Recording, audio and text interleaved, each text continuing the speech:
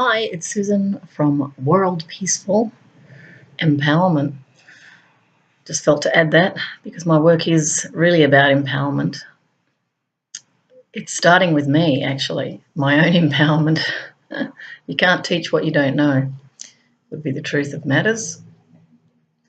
So I'm going to talk to bring peace, actually, to people. Sort of had the feeling there'll be people who are desperate out there, people who are angry, people who are busy, people who are happy, people who are excited, they're off somewhere. Some will be on the streets, some will be going to work, others might be at home, some could be elderly, some could be in pain. We're living in a world with a myriad of experiences, and each experience really is defining who we are, and each is unique to the person in the moment. Although many can relate. If we sat around a table and talked about your experiences, many would nod and say, yeah, I've been there. Or they may well go there. Young ones are still yet to experience a lot of things in order to formulate their own sense of wisdom. So in a sense, I'm kind of reaching for wisdom in this narrative with an intention to give something to others. So as I normally do, I'm going to go still for clarity.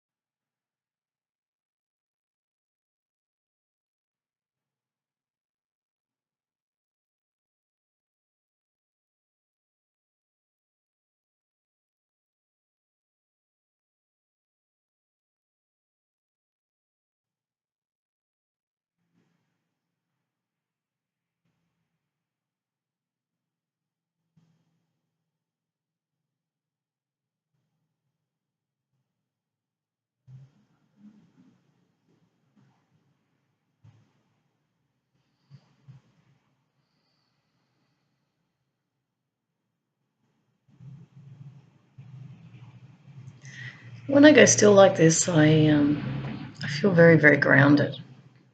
Some people think that those who pray or meditate are sort of lofty, but I actually found it very deeply grounding. And the way I experience that is I feel the weight on my chair. It's very solid. I'm very solid, which means I'm very much where I am, not wanting to be anywhere. I'm not restless.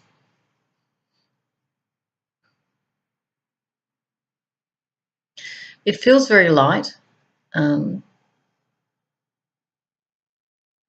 almost empty, which is a really lovely feeling. It's not a feeling of emptiness where something needs to fill that emptiness. It's more nothing needs to fill it. It's very hard to put into words, actually. But the feeling I was getting as I was going into stillness was really talk about my life. I know that the words overview, have come to me prior to this video today, which is to, in a sense, maybe I'll go there first and I'll just let the narrative find its own way. The type of person I am is I've come to understand that really I've been an observer of life. I've been a participant, most definitely. I've really thrown myself in there, but I'm an observer. So you could say that I step to the side and I have a look at what's going on. I'm very interested in people. A very strong memory for me comes to me from London, and I've written it in my book, actually, A Fool for Peace. It's a PDF. You can get it. You can also buy it too. That'd be nice. I've actually got that on my website, www.worldpeacefull.com. Buy some of my digital books. They've all been written to share the experiences I've had about peace and conflict resolution and anti-bullying. Also, social activism too. I've called it proactivism, which is a positive form of activism. It's not against anybody. It's sort of evoking awareness in a gentle way, because I'm a great believer in gentleness. So, London, I went there with my husband, actually, and had some very interesting experiences there. It was not an easy couple of years because the British system, is much more competitive than the Australian system for work. There's also different cultural attitudes there. We actually got married and then we went. Had our honeymoon in Hong Kong on the way, which was a really great experience as well. But London is a very busy city. I found it a harder society than my own, probably because it's an older, more established one, whereas Australia would be considered, like Canada, a very new society, a couple of 100 years. Here in Australia, there's, in my experience, more easygoing attitudes. Certainly my growing up years were less competitive. There was more for people back then. But London was a hodgepodge of different cultures too, the Caribbean and, Pakistanis and Arabs from Saudi Arabia, and sort of a bit of a melting pot. Many of their former colonies came and lived in London, and I know that some of the Caucasian British didn't really like it, but I would just say to them, whilst I'm having this moment, well, the word sow what you reap came to me just then. You went out and colonised them, they came back, they colonised you. Life is very much the mirror. What you put out comes back, and it is a truism. I'm not just saying it in my blogs and these videos, it is true. You have to understand that the universal intelligence is really just cause and effect. It's actually quite impersonal. And so what you're putting out there, you're sending signals through your thoughts, consciously or unconsciously, but you're communicating with your world, whether you're aware of it or not. And, things like racism are really just fears of difference, because someone's had a negative experience or they felt frightened of something they don't understand because they don't feel a sense of control. Now, a lot of the problem with these types of divisions is because people don't drill down to work out themselves, they typically project onto others as the cause of their discomfort. It's very unconscious living, and most people do live like this. Very seldom do they actually sit and go, why do I feel uncomfortable? To go a little deeper and say, well, why do I feel fear around this other? And this is in a situation where the other's done nothing, they're just walking past. Or that discomfort could come from insecurity. They're going to take my job. That's a big one, particularly with immigration. Is it true that they're going to take your job? It all depends on the consciousness out of which you see.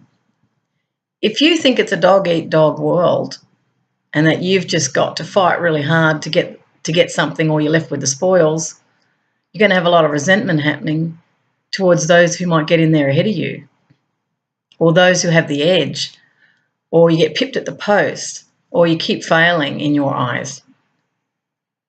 But imagine if you came from a consciousness where you went, this is not meant to be. I'm heading in the direction that I'm meant to head in, and something better will come. Now, that something better might not show up in the shape of a very good job that's well paying. It might turn up in maybe a lower order job, less paying, but you might meet some critical people that could affect your life. See, life is not about money. Although I understand why there's the great struggle for it, because you've got to pay rent. And I know certainly in places like London, they're very expensive. I remember my husband and I were paying £140 a week in rent, and we had poll tax and television licence and gas and electricity. In Australia at that time, I'm pretty sure water and gas were free at that time. Since that time, of course, as privatisation has kicked in, users' pay has kicked in, which was really the ushering in of privatisation. What I say about users' pay is that you have to pay for what you use. We might have had public space where you could drive onto it and park and not be charged anything. Now you might be in a gated car park. Things that you had always got for free are now charged. So life is getting more and more expensive. Certainly in London, it was one of the most expensive cities in the world that you can live in. It's not easy. I was lucky I had a partner and we both worked. And we didn't have a washing machine in the unit we were in. So Paul used to take the washing down to the laundromat. And he used to walk down what they call Shoot Uphill Road. And the suburb I was in was called Kilburn, and it was the Irish Quarter. It's where the IRA used to gather. Going down to the old pubs down the road was really interesting. Some of them had, candles that had been, a candle melted, then another candle melted, then another one on top, and you ended up with this really huge melted wax sculpture, really. Very, very beautiful. I remember that. But it was an interesting place, and London's kind of a melting pot. A lot of tensions there, a lot of social issues there as well. I always remember an African, I'm assuming she was African woman. She was having mental disturbances, and she was very, very beautiful. It was very sad. And I remember getting on the double-decker bus, and there was always a little bit of trepidation because she might be there. And she used to have this mirror she'd shake, almost like hexing you. And you just try to avoid. I did try and smile at her actually a few times, but I could see she'd had a hard life and she'd cracked, is what had happened. Another experience I had was on a train, British Rail, and there was a beautiful young woman, not different in age from me. I was around 30 at the time, and she also cracked under the pressure. Very pretty lady. She was talking to herself. And my heart just went out to her. Mental illness actually was the big issue and theme of that 2 years in London. I saw a lot of it. And in fact, under the sort of Thatcherite conservative, neoconservative policies at the time, they had released a lot of mentally ill people onto the streets as they had cut funding to mental health. This is the nature of privatisation, which was very much established through the Reagan, Thatcher, years. It comes from a very naive belief system that the market can do it better. Well, the market doesn't actually do it better. I understand why they think that, though. It's because you're paying people. There's the profit incentive or income incentive, and people typically are frightened of being sacked, so they work harder. They feel they have more control because it's private, whereas the bigger government departments are seen as cumbersome. It's actually a structure that's problematic with government. It's not public sector per se. It's more to do with the hierarchy within it. It tends to be less effective because people have to get approval from above and the next level above. So things can take time to get done. And there's also the visual evidence of the workers at the side of the road who just lean on their shovels, but that's typically councils, and it creates the impression of, oh, what a cushy job. You just get there to have cups of tea and people get jealous, is the truth of that. But in actual fact, there's a lot of talented people within government. And in my early years, I worked in the public service.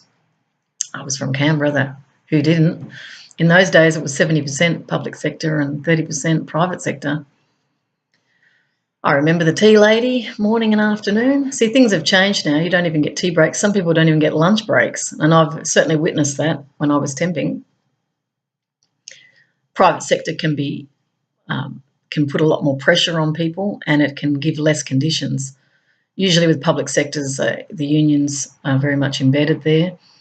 So there is more power sharing, and there are more rights to workers, which is why they're not worked into the ground. So that idea of private sector being more effective or efficient is not necessarily true, although there will be inefficiencies, so I do give credit where credit's due. I'm just going to sit with that for a moment because I've worked in both areas.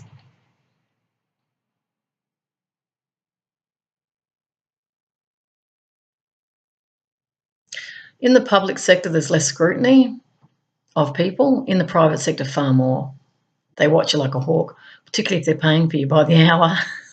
Even when you go to the loo, or the toilet. Loo's an Australianism. Or bathroom if you're American.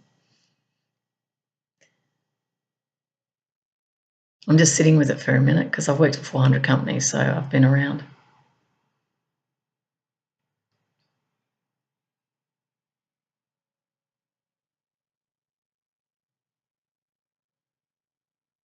There are universals within the companies. Most people are watching the clock. That's a universal. They want to go home. They're only there because they're paid. They're not there because they want to be. Some want to be. Some get into their careers. But for the majority that I met anyway, at the time I was involved in it, people were not happy. People were not feeling they had self-determination. People sucked it up, as they say nothing. Or they talk amongst themselves, and when they did talk amongst themselves, that's where the gossip really took off. There was a lot of trivia discussions too, people talking about sitcoms the night before. There's not a lot of deep conversations happening at work. Now, this is a slight aside because I'm going into life at work in the private sector and the public sector, so I'm still exploring that idea of efficiency. It's definitely more relaxed in the public sector, and I have to say I personally prefer that. I'm not interested in working super hard. I don't believe you have to work harder. I believe you have to work smarter. And certainly studying as an economist, they were talking about the leisure society, which technology was supposed to usher in, which it didn't. It actually sped up work and life.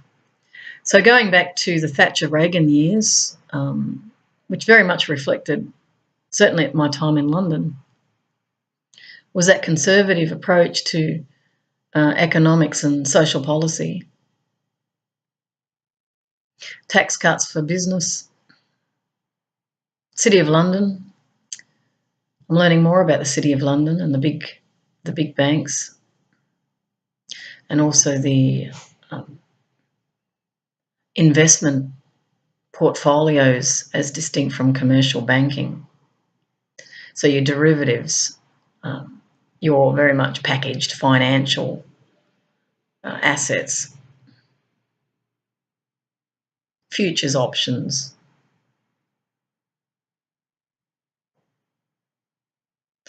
Then you're looking at things like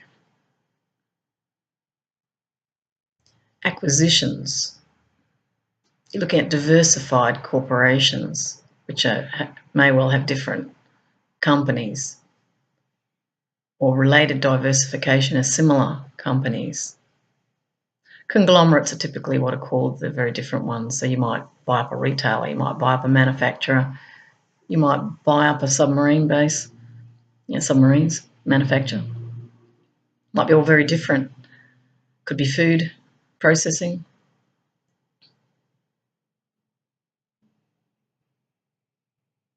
All different industry sectors. I've worked in most of them. I've worked in a submarine base. I've worked in insurance, banking, health, television. I've worked in government, unions, military, worked for the military. The big ones fast-moving consumer goods, worked there. People like Procter and Gamble, you know. I've worked in billboard companies, just scanning over it. Government, all levels, worked in councils.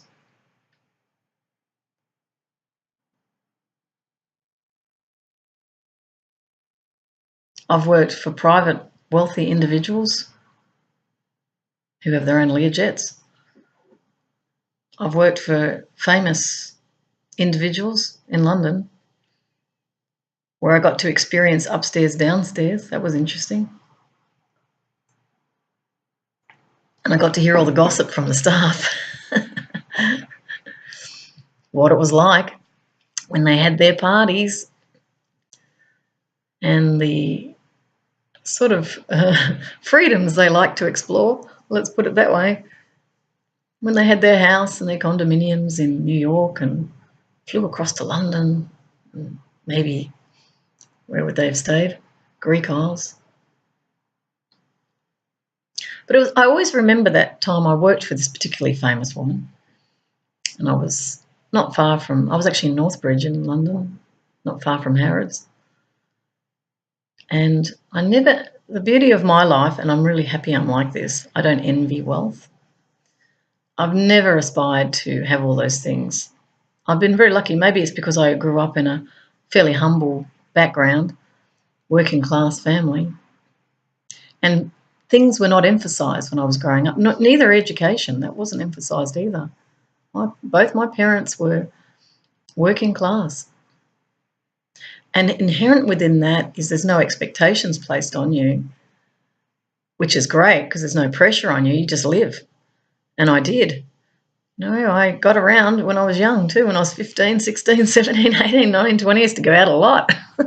I was out 4 nights a week from 15, partying with people twice my age. In a really innocent way, I might add, just for those who might be conjuring up all sorts of images. Certainly explored as well. But for the most part, I was getting to know men, really getting to know them. I had lots of conversations, lots of political discussions, lots of life discussions with older men. And I think it matured me a lot and it gave me greater insight. I was very interested in politics, particularly when I was about 18, very interested. And some people actually thought I should have a political career. I used to read it, you know, I was very interested in the macroeconomic situation around the world. That's why I did economics. Macroeconomics was my thing. Microeconomics was too abstracted. I could do algebra. I was lucky I had a husband who was an engineer, so he could help me a bit with some of the mathematics, which was not my strong point. I was more of a writer, more of a thinker. I'm a thinker in a different way. Creative thinker would be probably more accurate. I'm also dyslexic, so the logical linear stuff didn't sit. Although I'm very structured when I write, particularly research. I have a lot of different talents actually in lots of areas. I sort of can mix it up. I could do that mathematics, but I'd have to really sit and concentrate very hard on it if I was really serious about it. But I didn't have a natural love of it, not at all. Enjoyed the idea of biology. That interested me because it was nature. I've always had a love of nature, which is why I'm doing peace work. This is nature. This is the real nature. It comes from within. So I've just taken you through a few of my experiences where I've worked too with the hundreds of companies.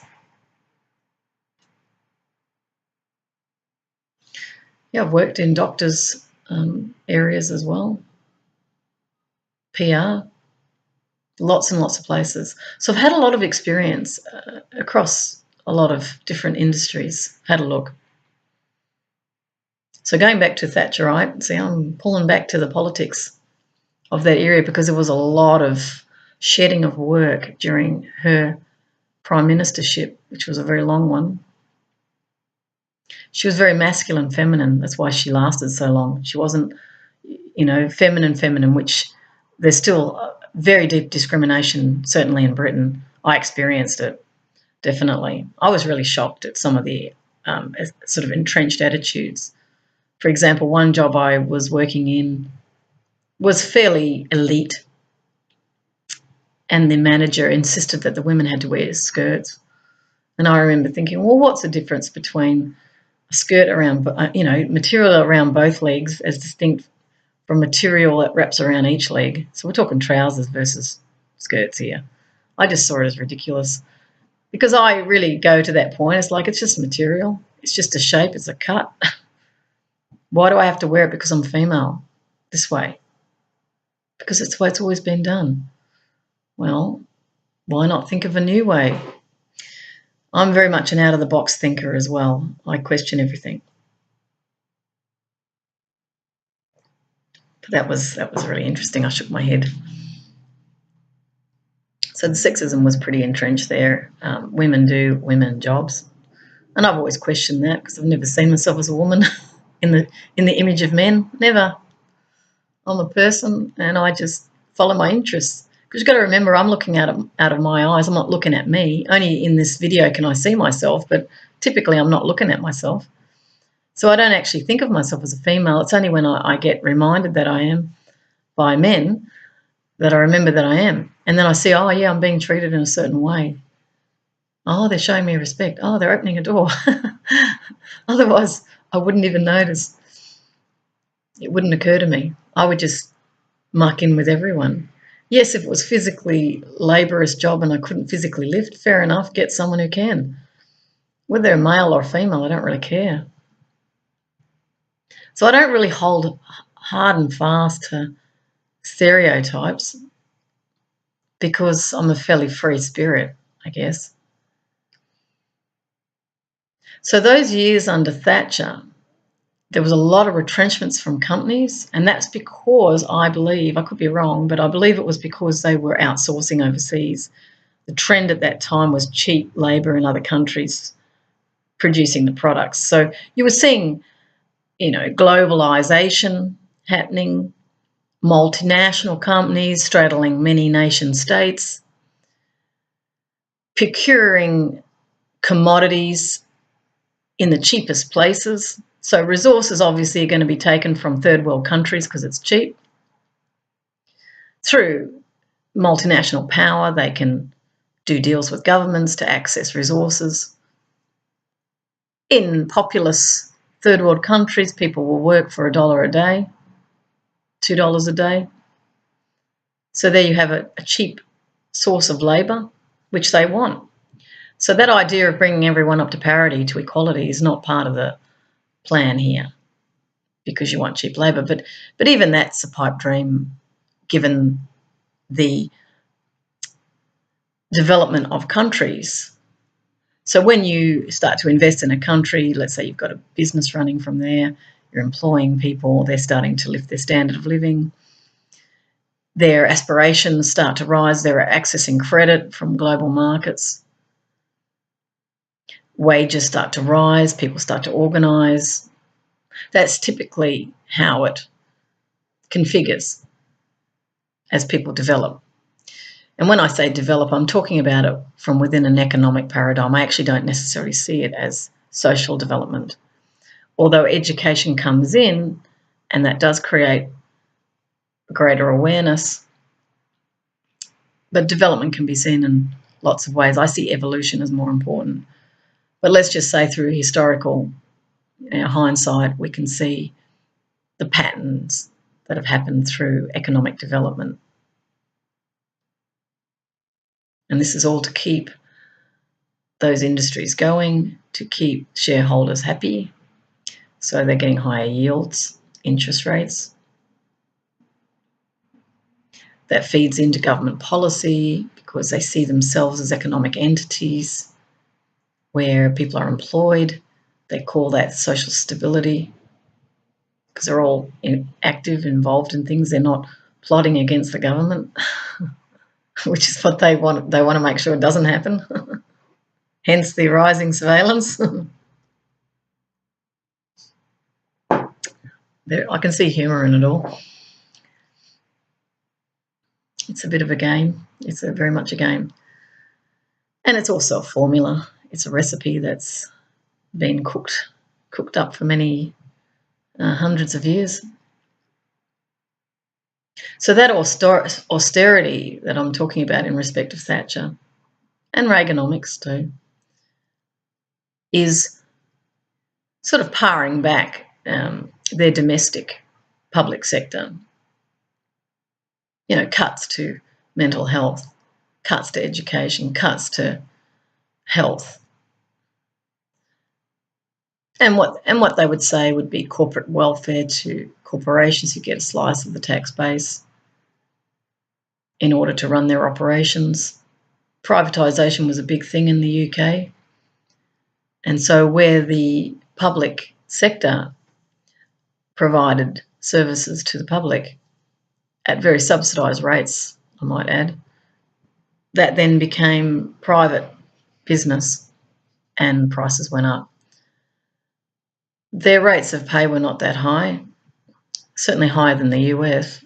This is at the bottom socio-economic level, which really is a good one to look at because you can see how far people are from falling between the cracks, and that means homelessness. I do remember seeing in the London Underground, a lot of people were very much sleeping in the underground. I remember stepping over people. It was quite astounding. I always remember thinking, I'll never get used to this. I'm never going to accept the homelessness. Interestingly enough, I made a mental note. My friend who was with me at the time, she and I worked together in Sydney. She was British and she just stepped over them because that's what you do. That was her background. In my experience, I didn't want to accept it because I didn't think it was necessary.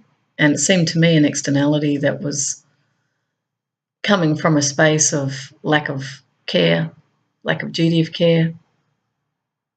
People didn't care about them. I always remember a woman, I can't remember where I was working exactly now, but I used to walk out on the street and I'd see this lady. She was sitting in the same spot every day. And I remember one day she obviously went off to get something to eat, and I saw her silhouette shadowed by the carbon that had been emitted from cars, so CO2, carbon monoxide in actual fact, but it's obviously got lead in it or something. Don't know if it was unleaded at that time, but there was like a silhouette of where she'd sat. So where she'd sat behind her back was relatively clean, and when she left there was like a silhouette of where she'd sat. And I thought, how filthy this is. And I remember my, up in the nostrils, dark, soot. So it was a very unhealthy air there. But I've always felt compassion for the people, always. I've always found it hard to understand how our governments right around the world can let people fall between the cracks, let them sit on the street. What if it was your child? Would you do that? Of course you wouldn't. So there has to be a mindset that considers them unworthy. See, the class system was something I never understood, and I think that's because I've come from Australia. This has been an egalitarian society. I've looked at everyone as equal. I grew up with that, and I'm very blessed that I've had this in my psyche. I'm really glad. And I had parents who were like that too. I didn't hear negative narratives about other people. There was a lot of Italians in Australia when I was young, and Greeks, and then I think the Vietnamese. There was a wave of Vietnamese who came in, and Chinese. And I don't know, I've always been very okay with diversity. It's never worried me. I've never felt jealous or they're taking anything from me. If anything, I feel sorry for them because they work very hard, particularly the Chinese. A lot of them don't take weekends off, I'm always saying to them when I see them in their little shops, make sure you have a holiday. And they don't. They think they have to work. It's really sad. I actually felt very sorry for them. Because in my culture, it's not all about work. It's becoming that now, but certainly when I was growing up, it wasn't. People, had a life outside of work. There was not this very strong push for everyone to be employed. And that's because of the economic narrative that's pretty much overlaid over society now, that everyone has to contribute, they see. But what are you contributing to? Private companies, for the most part.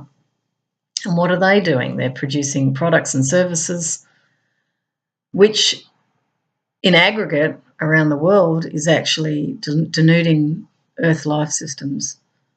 The Earth is really suffering through this activity, which is incessant. So the corporate entities become like this pathological momentum that cares nothing for the impact it's making. And because you've got, players in there who move in and out of business, you've got people moving in and out of boards, all this sort of cross connection within industry where they all know each other. Certainly in certain sectors, there's people are meeting on boards and they're typically banking backgrounds or profiled to some degree, but they're usually unrelated to the actual business itself. It's not like the traditional companies where people worked their way up and came into management and they had a wealth of experience in that industry. What we see today is people who are very unrelated backgrounds coming in and having governance over areas that they have no expertise or real skills in. They typically bring them because they're bringing in some advantages for that entity. Maybe they open a door into charities. Maybe they open a door into engineering or IT or, government. The government, they could be ex-bureaucrats who are on the board so they can get access to more knowledge about regulation. So there's strategic reasons why the people are on the boards. And of course, there's been a lot of controversy over the fact that they're not independent. Corruption has been happening at these upper levels. We've got massive amounts of superannuation that's been used to invest, and it's created a lot of power in various financial circles. So the financial markets have been really problematic. We've seen here in Australia inquiry into the Banking Commission or Banking Inquiry. The corruption, the overpricing, the fake advice given, like in some of the, mutual societies, insurance. Then we don't even know where the superannuation is going. It goes offshore now. So the public who work for that money, and it's supposed to go into their retirement, that money's going all over the show. And I remember when it first happened, actually, I had some thoughts about that back then. In the very beginning, I thought I'll never go into superannuation. If I'd had a choice, I would never have allowed them to take the money because I saw it as a casino world market where they'll just go gambling. I didn't, what really should have happened with the super is it directly invested into public assets. No private company involvement, because always profits will be made from that. And again, that propaganda of the market does it better, that just was used to break up government where assets were lucrative. Public never got any shares in those sales, I note. So what we've seen is corruption and greed. And look, it's widespread. It's occurring because people want more. It's to do with ego. It's about success. It's about how you're seen. It's very much the vagaries of being human. But that greed is just self-interested.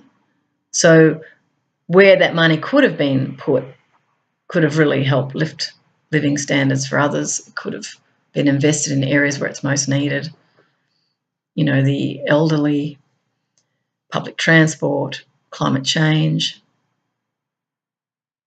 Really could have been done a lot better. And when I see, moves around the world, particularly with the IT, I see how fast it moves because everybody can see that this is a sort of another global boom, and how motivated they all get. And I sit back and I look at it and I think, why couldn't you have been motivated in that way when it came to poverty or, bringing people up to parity or education or, really innovating in ways that benefited the people? The people were sort of just really the cash cow, it seems to me, to fund the various adventures of those who saw themselves as privileged. And they were indeed certainly financially privileged. I don't necessarily think they're better off, because I've seen the greatest happiness in the poorest people myself when I travelled to India, and I saw the beauty and the wealth actually in humility.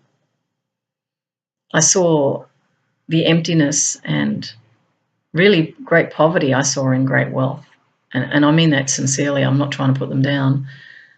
But when you're so caught up with appearances, when you're so caught up with things have to be done this way, and you're very intolerant to things that are different, or you don't accept people because they haven't, in your mind, cut it in the way that they should in order to gain entry into that class, then you become very siloed and you're not very open to that other viewpoint. You just see them as less than you and you discount them. To me, that's poverty. Mother Teresa said she saw that too when she came to Australia. She'd been in the slums of Calcutta, and I've been to one of her missionary of charities near Chennai in Tamil Nadu. And she was saying she saw more psychological poverty in the West than in the poorest countries. So I don't have or share the same viewpoint that economic growth brings happiness. It doesn't. What I'm saying is the more wealth you have is the more unhappy you become, if the truth be known. I met a woman who was extremely wealthy. I worked with her. She was the unhappiest woman. Her husband married her for her, what they call Rolodex in London. She had, in those days, some of these people have passed away. Princess Diana was on her Rolodex. I always remember Roger Moore was on her Rolodex. And I remember this famous guy coming into her place. He was the one who wrote The Living Years. You'd have to look him up. I love that song. But I met him, and he needed his printer connected to his Apple Mac. So I helped him out there.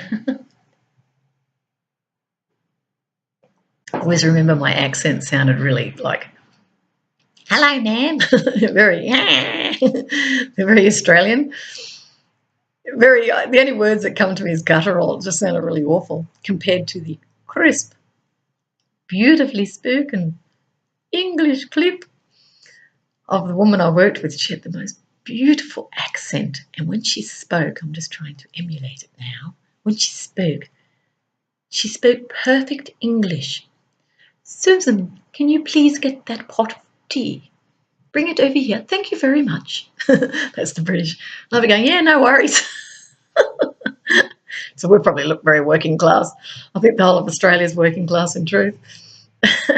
After all, we were the Irish and the Welsh and the Scots that were, sent to Australia because of the stealing of, petty criminals, stealing food. So we have very much, I think, that East Ender culture here in Australia. And funnily enough, a lot of the British wanted to come here. At least 50% of the population wanted to migrate to Australia. We want to live there. We don't want to live here. And I've met some Brits who have lived here in Australia, and they were very progressive. They wanted to get away from the austerity of British life and the humdrum establishment. Things have to be done a certain way. It's very stiff upper lip. Very gossipy in some quarters, I found. Very Peyton's Place. That was a sitcom, a British sitcom.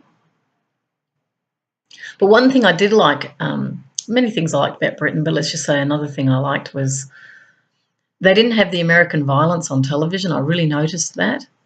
And there wasn't the same degree of fear there.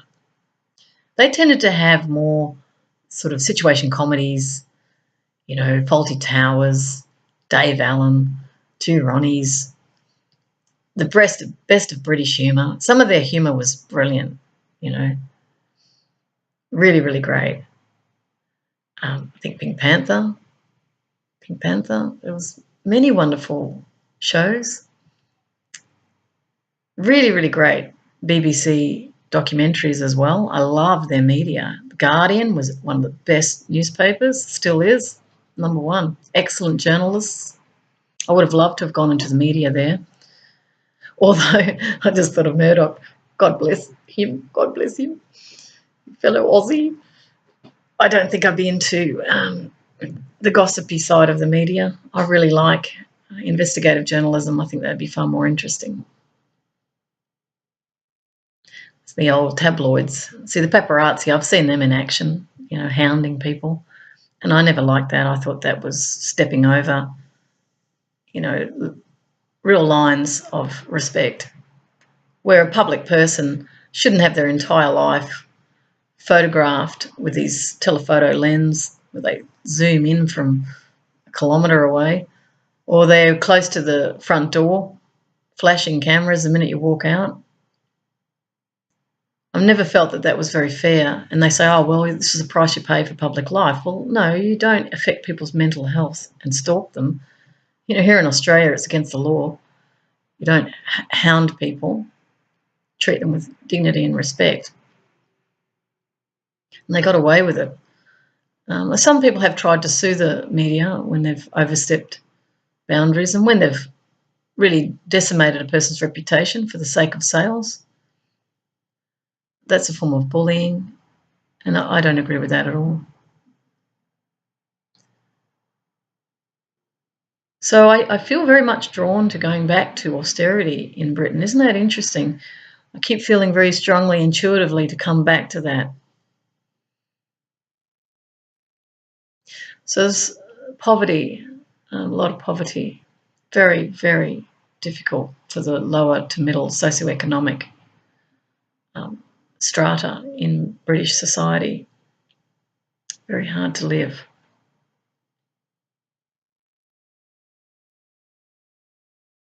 And of course, we've got the class system exhibiting itself in the education system, private schools. I think they call public schools private. I think they're called, the public schools are called private, I think, from memory. I remember looking at that quizzically, because here in Australia, public school is government run. But let's just say privately run schools. I also worked for curriculum in a private company that were branding corporate brand images on study papers, exam papers, subliminally influencing children. I remember that very distinctly. I was actually trained in economics and marketing, so I knew what was going down there. Infiltrating, and now we're doing it through the IT with all these ads popping up. Children are just getting bombarded with ads to influence their purchasing through their parents. It's like all the no holes barred at the point we're at right now is where there is this belief because of power that they can access the world's, and it's greed too, the world's people through the internet, through these very big, powerful private companies, certainly in the United States, emanating out of Silicon Valley. Silicon Valley is very much something I'm feeling very, very inspired to look at. I'm just going to go still with that for a moment. The next big empire comes up for me. So this is, again, too much money in the hands of too few. And this is the nature of a capitalist system, which they say rewards, you know, the pioneers. But in actual fact, that's not always the case. People get employed into very well-paid jobs. And certainly with the IT stuff, that's all dovetailed with the defence technologies of surveillance. And clearly people have sat around and thought this could be a great partnership, getting IT companies to create platforms of which people flock, share their entire life stories like Facebook, and have that information available to others. And certainly that is the trend. They're selling information. A lot of companies are selling information, telecommunications companies selling information to other partners in order for them to interrogate that data, to profile their customers, to target their markets. I'm a former market analyst, I know what they're doing, but they've got far, far more information than we ever got through surveys and focus groups, because people are sharing very openly. I mean, from the point of view of truth in what people are sharing, this is their lives, these are their connections. It's very evident that I mean, it's very clever. It's very clever what's been done, no doubt about it. Who would have imagined they would have gone to that extent? And certainly the creators of the World Wide Web are not keen on the fact that it's losing its democracy, that there are now oligarchs forming who are controlling, if you like, the traffic within the internet, who are deciding who gets a voice and who doesn't. That's where I draw the line, particularly when you're bringing information to the public that you know is in the public interest and could be the very survival of humanity too. I mean, it's really important. Some of the stuff I've certainly posted was very important for the public, but it got blocked. And when I saw that, that's when I realised we've got ourselves a problem. When they're blocking information that's vital for the public, and then they're allowing information that's not vital, and certainly there's been critiques stipulating what's been allowed and what hasn't, and the various degrees of public benefit or no benefit. It could be, for example, promoting very extremist views because someone within a hierarchical position in one of these companies agrees with that view. So this becomes sort of a fiefdom. I see it as a fiefdom because it loses government. Government becomes corporate. And within that becomes fiefdom. So you've got these little power centres where people are making extraordinary amounts of money and believing they're the emperor and calling all the shots and believing they're an untouchable because they've got a lot of money, they can buy lawyers, they can put in terms and conditions to protect themselves with impunity. So this is the last empire, the last emperor is the feeling I'm getting.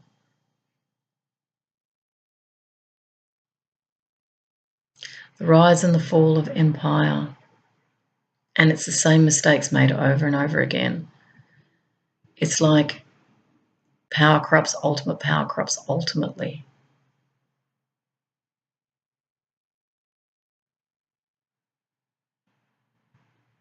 This is why the problem that we're facing in the world is not a political problem, it's a spiritual problem.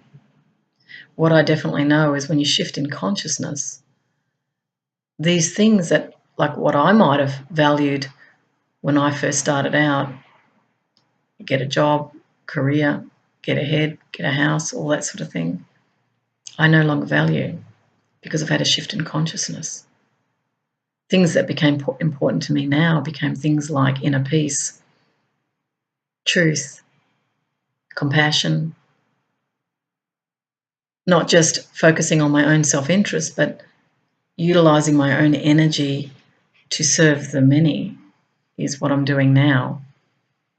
And whilst that might not be impacting people directly in that they're feeling my presence, I'm working very hard to serve a greater good.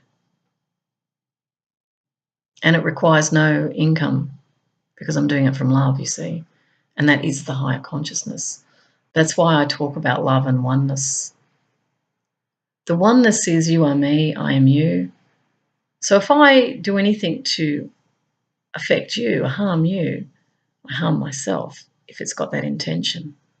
Now, some might argue that truth, speaking the truth about something, particularly a negative, people might say, well, that harms me. I think the truth has to come out for sure. And I do believe in the times we're in right now, it definitely is coming out. And I would certainly encourage people to speak the truth, the whole truth. If you know of anything that you think is not in service to other people, or is corrupt, or is creating some sort of harm, you have to speak up. But you do it with love and respect is what I've always advocated. I don't dislike anyone myself personally. I recognise we're all coming out of conditioned mindsets. We believe what we believe, and I'm quite sure if you sat with someone who had engaged in, really detrimental behaviour, I'm sure you'll find that within that they think they're doing the right thing. But you can't know your impact unless people speak up, and it's this silence, this dumbing down, this suppression that's very problematic for mental health as well. If you do everything with gentleness, kindness, the truth indeed will set you free.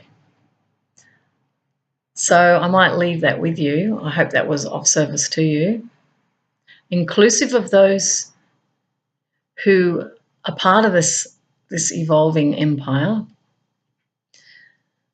You are me.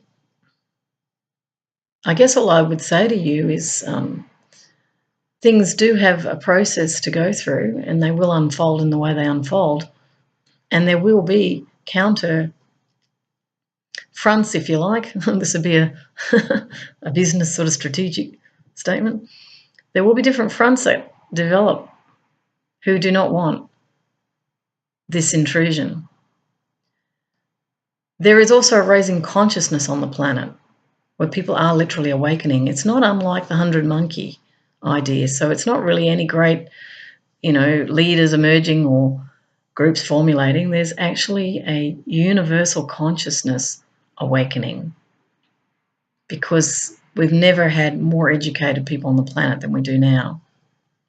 People are questioning. We're at a very interesting point right now because the clamps haven't come down just yet, even though the setup is being put in place. And of course, this is to do with authoritarian fascism around the world. And all fascism is total control. It's coming from a full spectrum dominance mindset, which is coming from a very deep base of insecurity, in truth, because you won't need to control anything if you don't feel fear. And I would just say to those who do feel this fear, question your fear. Go into the work of Byron Katie, www.thework.com. I really do it. Do it for yourself. Even within your own organisation, just do it. And really investigate the fear that drives you, the fear of loss, the fear of losing your identity, the fear of collapse, all these things that have been occupying the thoughts of those in these upper echelons. Really investigate it, because I would say to you, it need not be fearful. Once you solve the problem, you'll find, and invite others in, not just your group think mindset where everybody's agreeing with you. Bring in others who are different. Be open to possibilities. You might be very surprised to find that these things can unfold in different ways. You may well want it to go the way it's going. I'm sure there's plenty of people out there too, quite a few, who care nothing about the consequence. But just know this, I'll leave you on a final note. Know this, what you put out comes back. Definitely. It's a cause and effect universal law.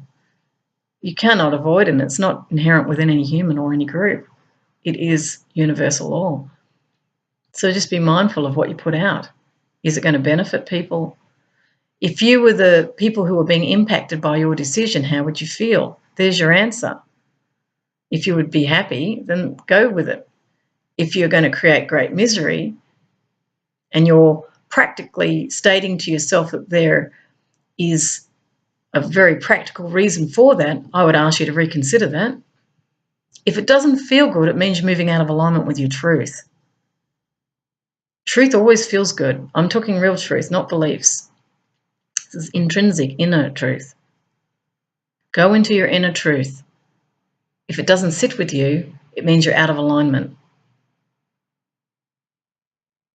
If it's not something that you would do to your own children, then don't do it. And I know in the IT area, many of those leaders, and I'm aware of their names, do not let their children access the iPads. They don't give them screen time. Do unto others as you would have do unto you. This is wisdom. If it's something you wouldn't want to experience, don't do it. And that goes across all industries. Think very deeply about what you're doing, because it is going to come back.